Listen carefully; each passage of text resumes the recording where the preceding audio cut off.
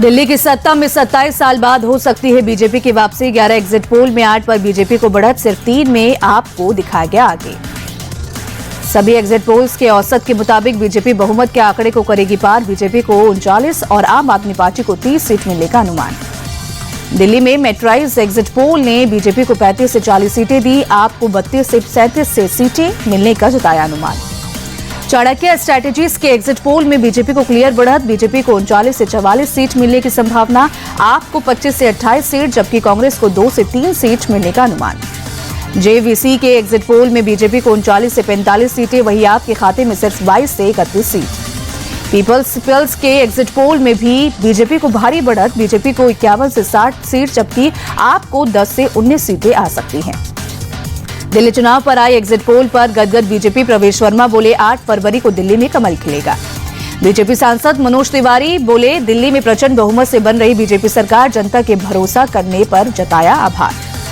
BJP उम्मीदवार रमेश बिधूड़ी ने भी दिल्ली में बीजेपी सरकार बनने का किया दावा, कहा बीजेपी 50 सीटों का आंकड़ा पार करेगी।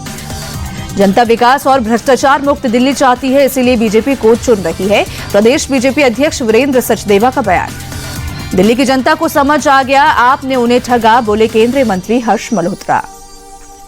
आम आदमी पार्टी ने एग्जिट पोल के आंकड़े मानने से किया इनकार, सौरभ भारद्वाज बोले एग्जिट पोल ने हमेशा आपको कम आंका, इस बार भी दिल्ली में आपकी सरकार बनेगी।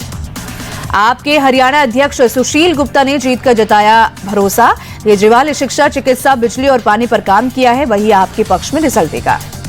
एग्जिट पोल पर कांग्रेस के बोलने से इनकार, संदीप दीक्षित बोले 8 फरवरी का इंतजार करें, हमने अच्छा चुनाव लड़ा।